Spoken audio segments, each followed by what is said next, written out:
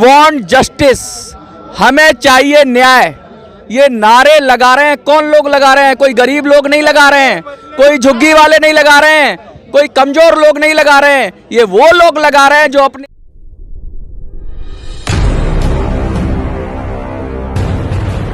आप में समर्थ है, सशक्त है, अपनी लड़ाई लड़ सकते हैं। और देश के अंदर अगर ऐसे लोगों को भी न्याय नहीं मिल रहा है तो विडंबना देखिए कि किसको न्याय मिलेगा। हुआ क्या है, पूरी कहानी क्या है, क्यों आ गए ये लोग जो आपको लग रहा है कि अच्छे घरों के लोग हैं। लेकिन साहब अच्छे घर क्या कहोगे जब घर ही छीन लिया गया, और छीन लिया है ताकत के जोर पर, डंडे के जोर पर, प्रशासन के जोर पर और अपनी शक्ति के जोर पर। कह रहे हैं कि ना खाता ना वही, जो प्रशासन कहेगा वही सही। कह रहे हैं कि रेरा को भेज दो, पाताल में भेज दो, कोई कानून नहीं, कुछ नहीं। एक बिल्डर आता है, इनकी जमा पूंजी से ये कुछ इन्वेस्ट करते हैं, इन्वेस्टमेंट करके एक घर खरीदते हैं। घर खरीदने के बाद उस घर के अंदर घटिया मटेरियल का इस्तेमाल किया जाता है, लोग मर जाते हैं, लेकिन बिल्डर पर कार्रवाई के नाम पर 0/0। और इनके ऊपर क्या कह दिया जाता है, निकलो घर से, जो पकड़ो मुआवजा।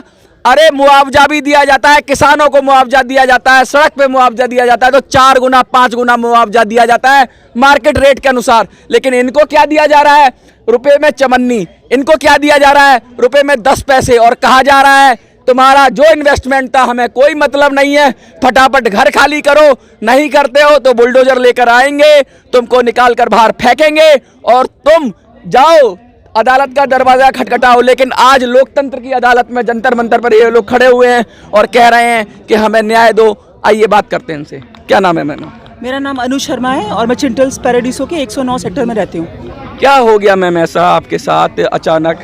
आप लोग तो बहुत सम्भ्रांत परिवारों से हैं और अच्छे। देखिए, हम सब लोग बहुत पढ़े लिखे और नौकरी पेशा लोग हैं। हम सब हर घर में ऑलमोस्ट हस्बैंड वाइफ दोनों काम करके जमा पूंजी अपनी करते हैं ताकि हम अपने बच्चों को अच्छे से पाल सकें, उन्हें रहने के लिए एक अच्छा घर दे सकें। उन्हीं उम्मीदों से हमने अपनी पूरी जमा पूंजी लगाकर ये घर खरीदे थे। पूरी जिंदगी की कमाई जिसकी किस्तें हम आज भी दे रहे हैं, जबकि हमारे घरों की कीमत आज 0 है, फिर भी हम उसकी किस्तें आज तक भर रहे हैं। और ऊपर से ये बोला जाता है कि इसको भी आप खाली करिए, जाके जहाँ रहना है रहिए, और उसका किराया भी आपको नहीं दिया जाएगा, उसका किराया भी हम जेब से देंगे। तो हम किराया भी देंगे, किस्त भी देंगे और सरकार को टैक्स भी देंगे। गलती क्या है कि हमने अपनी सारी जिंदगी की पूंजी, बुजुर्गों ने अपनी जो पैसे उनको पीएफ से मिले, ग्रेजुटी से मिले, लगाकर ये मकान खरीदे कि उनके बच्चे रहेंगे, वो अपनी जिंदगी के जो साल हैं रिटायरमेंट के बाद के, उसे एक अच्छे तरीके से एक अच्छे वातावरण में बिताएंगे।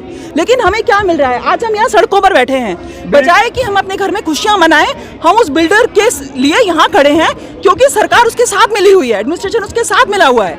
हमारा एक ही नारा है कि हमें हमारे घर के बदले घर चाहिए, हमें उनकी दी हुई भीख बिल्कुल नहीं चाहिए, और जिसके लिए हम आखिरी दम तक लड़ेंगे। और उनको क्या हक है आपके घर को लेने का? क्योंकि आपने जब घर परचेज कर लिया तो वो घर आपका हो गया। सरकार, हमने ये तो सुना था कि सरकार एक्वायर कर लेती है, सरकार के पास पावर होता है प्रॉपर्टी को एक्वायर करने का। अब क्या बिल्डर के पास भी पावर हो गया कि पहले तो घर खराब बनाओ और उसके बाद दोबारा से मनचाही कीमत पे दे दो मुआवजा और उनसे ले लो? क्या ऐसा होगा देश के अंदर? क्या लग रहा है आपको? देखिए, देखने से तो ऐसा ही लग रहा है कि जो हमारे साथ में हो रहा है, बिल्डर इतना पावरफुल हो रहा है कि हमसे हमारे घर खाली करवा रहा है। क्यों? क्योंकि सरकार पूरा समर्थन दे रही है उसको कि लीजिए, आपको मौका मिला है एक प्रॉपर्टी को हड़पने का, आप उसको हड़पिए, नया बनाइए, हमें भी खिलाइए, खुद भी खाइए। फंडामेंटल राइट्स की बात करूं तो राइट ऑफ प्रॉपर्टी भी एक समय था फंडामेंटल राइट्स में, लेकिन सरकार ने उसको इसलिए निकाला कि भाई सरकार को कोई बड़ा प्रोजेक्ट करना होता है, कहीं पुल बनाना होता है, कहीं बांध बनाना होता है, कहीं ऐसी चीजें बनानी होती हैं, तो प्रॉपर्टी का राइट फंडामेंटल दे नहीं सकते। लेकिन भाई साहब, सरकार नहीं ले रही है ये फंडामेंटल राइट। अगर होता तो सरकार भी नहीं ले पाती। लेकिन आज इनका जो प्रॉपर्टी का राइट है उसको खा रहा है बिल्डर। वहाँ कोई पुल नहीं बनेगा, वहाँ कोई हाईवे नहीं बनेगा, वहाँ कोई सरकार की बहुत बड़ी परियोजना नहीं लागू होगी। वहाँ पे क्या होगा, उसी पे दोबारा से मकान बनेंगे और करंट रेट पे दुगनी तिगनी कीमत पर बेचे जाएंगे।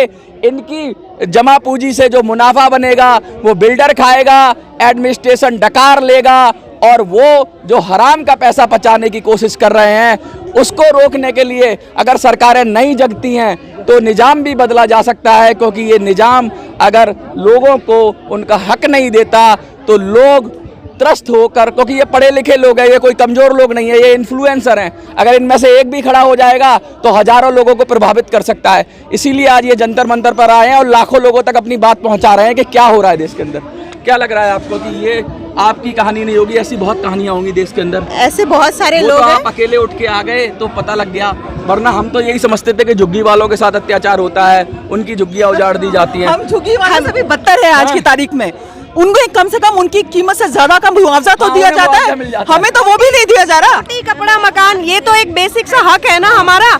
हमसे हमारा मकान, हमारी छत ही छीन ली जाएगी तो हम तो उस हक से भी वंचित रह गए हैं। हमें भी लगा कि यहाँ पे सिस्टम बहुत स्ट्रांग है और हम यही सोचते हैं कि हमेशा जस्टिस मिलता है, लोग जो लगे रहते हैं, डटे रहते हैं, उनको जस्टिस मिलता है। लेकिन लग रहा है कि यहाँ पे नगरी जो है ये अंधेर नगरी हो चुकी है। अंधेर नगरी, चौपट राजा। क्या बड़ी मछली छोटी मछली को खा रही है? यहाँ बड़ी मछली क्या, यहाँ पे तो सारा का सारा सागर छोटी मछली को खा रहा है। मतलब सारा कहते हैं कि हमाम में सब नंगे हैं, सारे लोग मिली भगत है सबकी।